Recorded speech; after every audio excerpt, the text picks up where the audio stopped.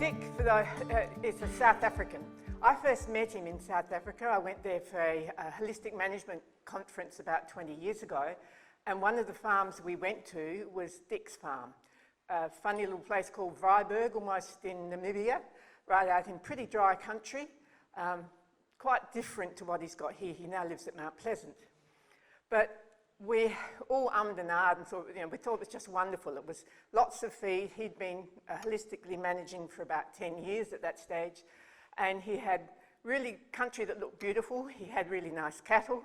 He had a lot of staff there, African staff, who drafted a whole lot of cattle for us, and they drafted them purely on the notches in their ears. They had a series of notches. If you've ever been to South Africa, you would have seen it. And they had about 10 notches, and these guys could see them coming flat out down the race at them and draft them. It was really quite remarkable. But Dick was pretty impressive too. He was this tall guy with a big hat. He's got a quite different South African accent because he was actually a Zulu speaker first. I think he must have had Zulu nurses. And on his hip he had a great big holster with a handgun, which South African farmers did. You don't see that too often here. But one of the speakers at that conference was Christine Jones, and those of you who know her, she's a very remarkable woman. She's actually a soil scientist originally. I ran into her through grasslands, native grasslands, and she's come down here and given quite a lot of talks. But she was there, and she went out to Dick's afterwards and said, they were looking at pastures, and she said to him, or he said, "What do you think?" And she sort of wouldn't commit. And after a while she said to him, "Dick, you've got a real problem here. You've got way too much stuff on the ground, and you've got grasses that are dying, and you need to change something." So that set Dick off on a way of, it's surprising. He's a very male, and he listened to a woman. Some of you find that quite interesting, but he did listen, and he took on board what she said. So he started this thing called Grazing Naturally. And it's, as I said, he came from a holistic management background. He'd been a holistic management trainer for about 10 years, and he was actually running the conference I went to. His thing, what he learnt from Christine, was that form follows function. And we've talked this morning quite a lot about different things in the soil.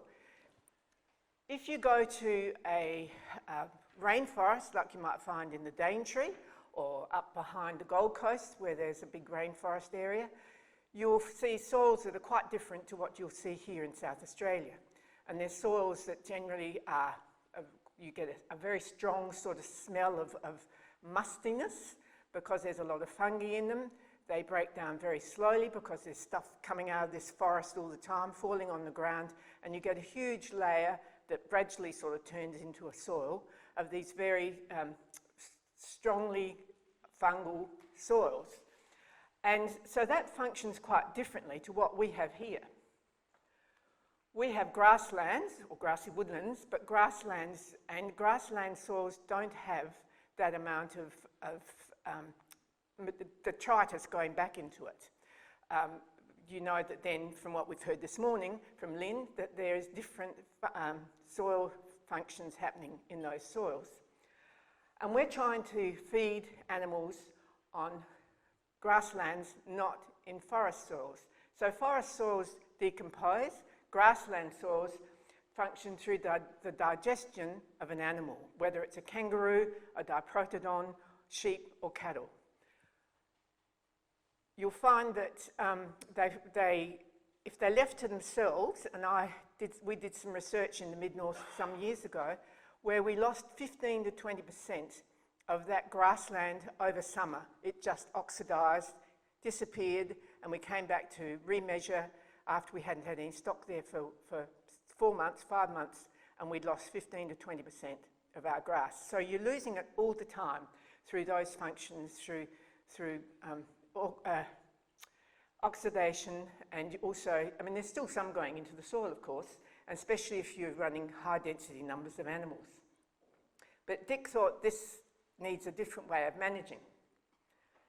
So we need to be aligned to the system we're actually working in.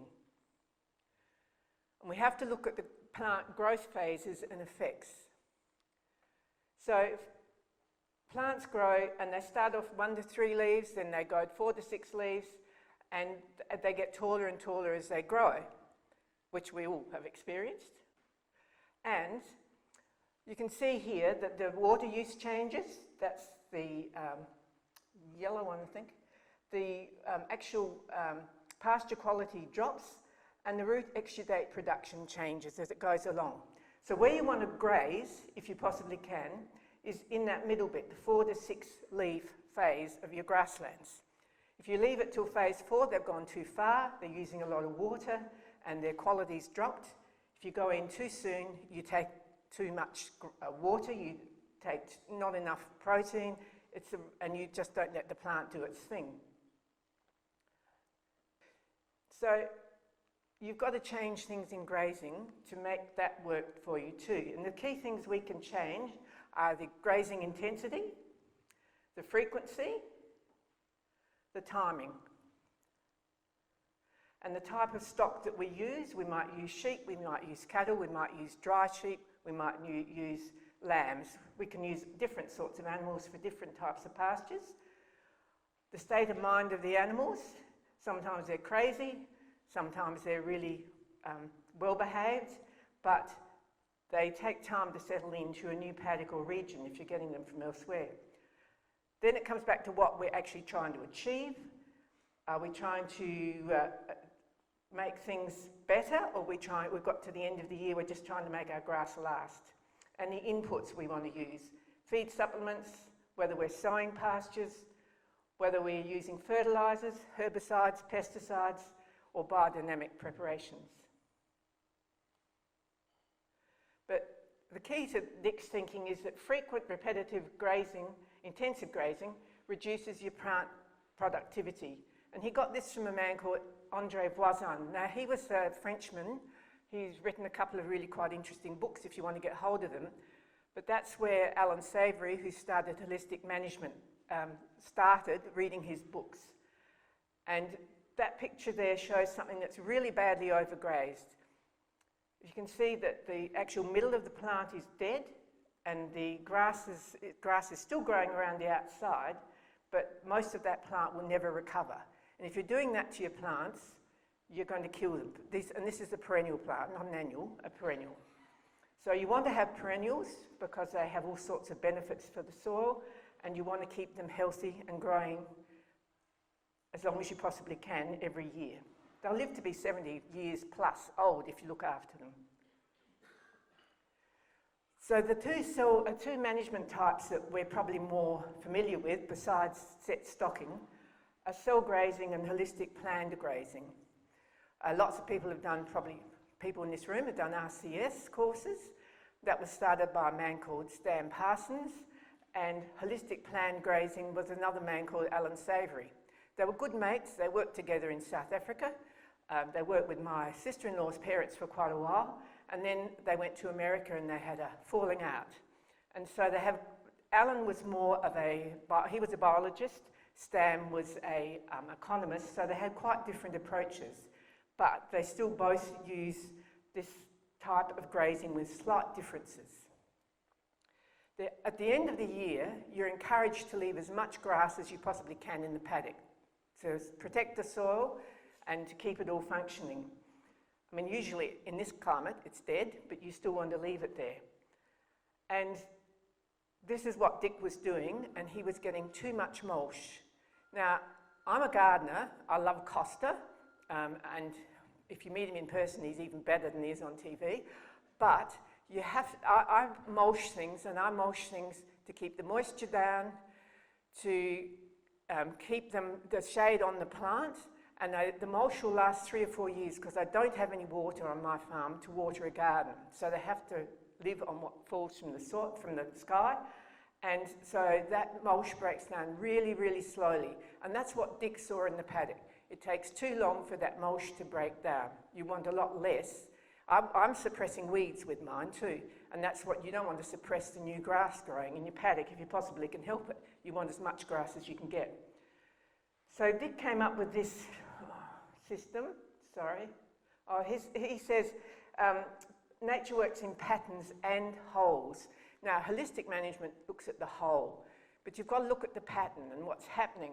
Patterns, plants, seasons, everything changes. There are different paddocks, different patterns for different years and different places. So you have to change the pattern of what you're doing.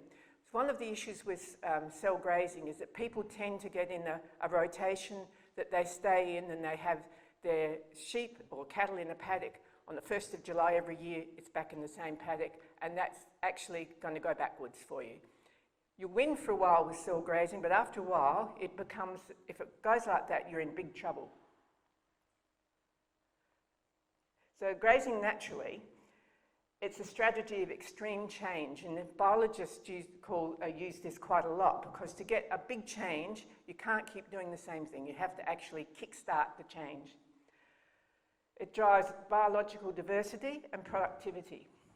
So he has what's called a priority paddock, which he grazes heavily as many times as possible throughout the year, and he has it in sets of seven paddocks. The reason for that comes back to what he calls the Sabbath paddock. And the Sabbath paddock, being a good South African, where the Dutch Reformed Church is very powerful, there's a lot of churchgoers. And to get through to people, you have to talk about the Bible quite a lot. I'm sorry if I offend any Christians, but that's the way it is over there. And so God said that you work for 6 days and on the 7th day you rest. Well, he says the 7th year in grazing is the year that your paddock rests. So you actually don't graze it at all in that year, you let it rest. So that's his Sabbath paddock. And the other paddocks fit in between. Sounds very complicated, it's not really. So in year 1, your paddock is the one that you've chosen as priority, the one you want to have the biggest change in. You go back and you feed off every time you get the opportunity. When you're running out of feed there, you move to the second paddock. If you run out of feed there, you go to the third paddock, and so on. If you get to the 5th one or the 6th one, you've got too many stock. You should be thinking about getting rid of some. And you never go into that Sabbath paddock in that first year. So that's how it runs. And gradually they roll over. You go, the next year you have a second paddock is your priority paddock. The third year, paddock 3 is your priority paddock. So after 49 years, you'll have gone through the whole system. So in 49 years' time, you can come and tell me in the graveyard what's going on, because I won't be here. So this is what happens with your paddocks. If you're grazing back as often as you can, and again you look at the plant growth to do that, you're using those first 3 paddocks quite a lot, and you put your prime stock or your young stock in there. The second lot of paddocks where the grass is longer, you'll use for older stock, mature stock, wethers, whatever you've got. And then right at the end of the year, just at the start of the next year, you've still got lots of grass in that end paddock, and that is where you go and lamb or calve in that. So then that's your one, so by about April in our climate, you can go and use that, and that's ready to go for the next year. This is what's happened on his place. This is after a 7-day graze, and you can see he doesn't take it back to nothing, even though it sounds like he might. He's had an 80-day spell, so going into the new growing season at Mount Pleasant.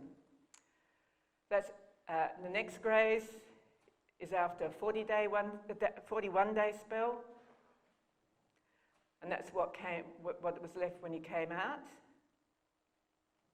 Then he went in again, another 66-day spell. And then he went in after a 39-day spell. This is in October, and I think, taking up what John said before, he's extended his green growing season, I think, quite a bit there. And that's what the grass should look like when you go in.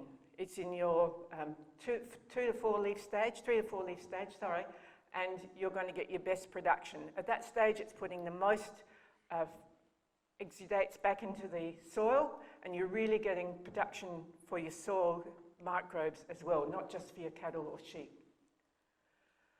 And that's after the last graze, so he had 4 grazes, and then the season dried out. So he's 18 days since his last graze, and he's considered the season closed. In other words, he won't go back in again there this year.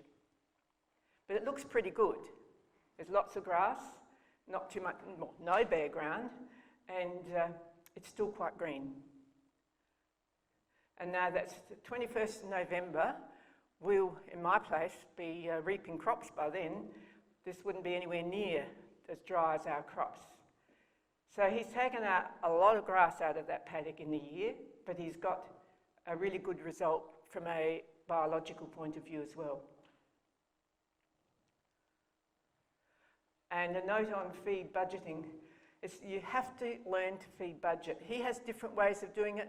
I'm not going to go into that today because there's too many different ways, and some of you will know how to feed budget, some of you won't. If you don't, I suggest you do, because it's your biggest and probably most powerful tool in managing your animals.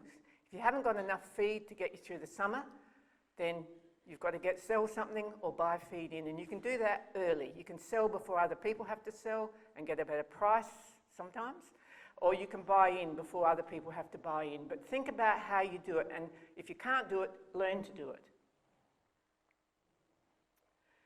So the take-home messages from Dick are: nature works best in pattern and wholes.